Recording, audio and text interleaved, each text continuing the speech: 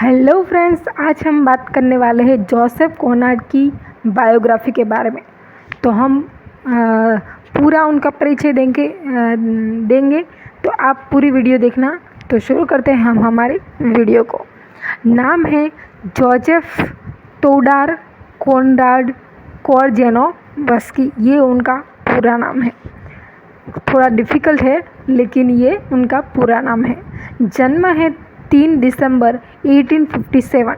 बर्टिचीव रूसी साम्राज्य में उनका जन्म हुआ। पिता का नाम था अपोलो कोरजेनोव्स्की। माता का नाम था इवा बोब्रुस्का। पति जेसी जॉर्ज उनकी पत्नी का नाम था। तो उनके प्रारंभिक जीवन के बारे में बात करें तो जोसेफ कॉनराड पोलिश ब्रिटिश लेखक थे, जिन्हें अंग्रेजी भाषा में लिखने वाले सबसे महान उपन्यासकारों में माना जाता था।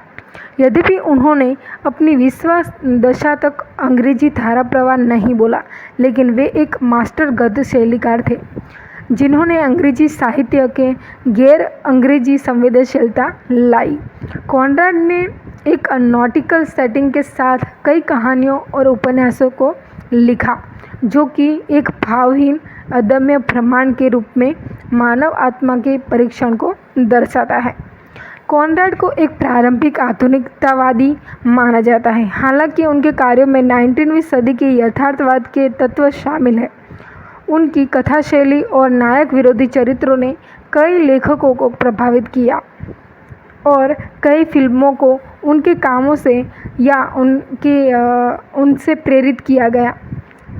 कई लेखकों और आलोचना की टिप्पणी की है कि 20वीं शताब्दी के पहले 2 दशकों में मोटे तौर पर लिखे गए कॉनराड के काल्पनिक कार्य बाद की विश्व घटनाओं के बारे में अनुमान लगाते हैं।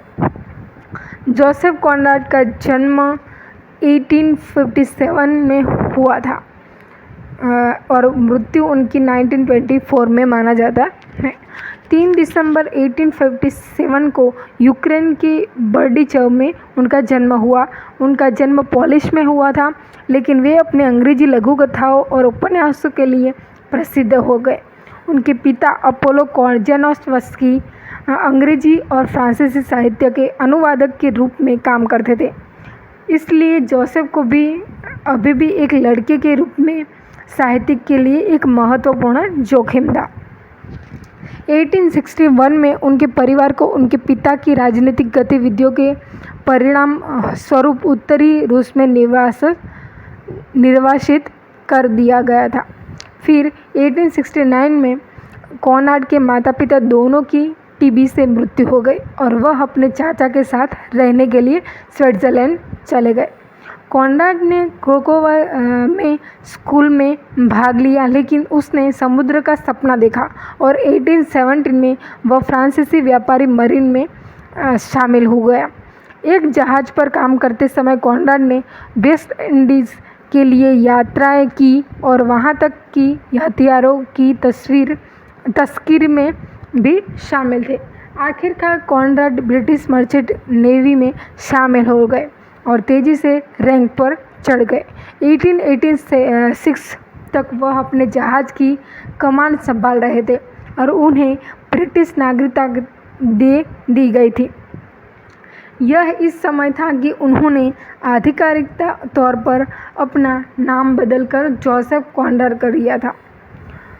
एक व्यापारी के परिचय के माध्यम से जो उसके चाचा का दोस्त था, कॉनराड कई फ्रांसीसी वाणिज्यिक जहाज़ों पर रवाना हुआ, पहले एक प्रशिक्षु के रूप में और फिर एक स्टीवर्ड के रूप में।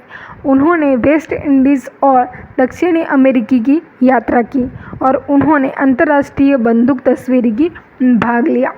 रोन की अवधि और एक सफल आत्महत्या के प्रयास के बाद कॉनराड ब्रिटिश व्यापारी समुद्र क्षेत्र में शामिल हो गए, जहां वह 16 वर्षों तक कार्यरत थे।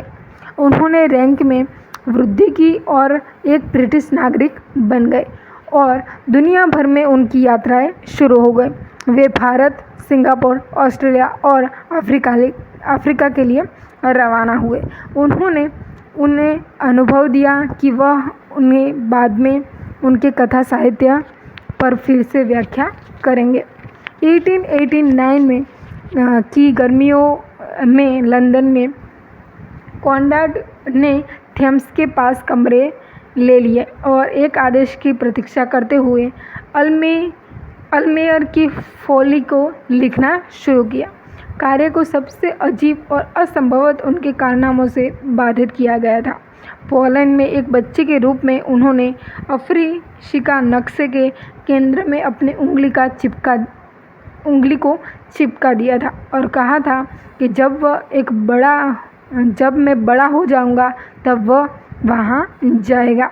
1889 में कांगो मुक्त राज्य एक राजनीतिक इकाई के रूप में 4 साल तक था और पहले से ही कुख्यात था।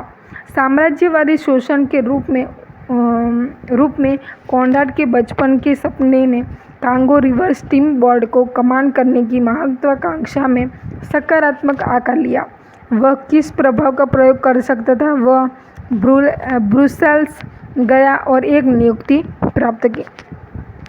कांगो के उन्होंने जो देखा किया और महसूस किया वह काफ़ी हद तक हार्ट ऑफ डार्कनेस में दर्ज है। उनकी सबसे प्रसिद्ध, बेहतरीन और सबसे गूढ़ कहानी, जिसका शीर्षक न केवल अफ्रीका में दिल अंधेरे महाद्वीप बल्कि यह भी दर्शाता है कि बुराई का दिल वह सब कुछ जो भ्रष्ट, शून्यवादी और दुर्भावनापूर्ण है और शायद मनुष्य का दिल है। कहानी कॉनराड के काम और दृष्टि के लिए केंद्रीय है और यह मुश्किल नहीं है कि उनका कांगो के अनुभव को दर्दनाक माना जाए। हो सकता है कि उन्होंने कहा, जब मैं कांगो से पहले एकमात्र जानवर था, अतिरंजित हो सकता है, लेकिन एक वास्तविक अर्थ में कटंज का रोना आतंक कॉनराड का था। उन्होंने कांगो में मनोवैज्ञानिक, आध्यात्मिक, यहाँ तक कि आध्यात्मिक आघात का सामना किया और इनके शारीरिक स्वास्थ्य को भी नुकसान पहुंचा। अपने जीवन के बाकी समय के लिए उसे बार बार बुखार और गाउट से परेशान किया गया।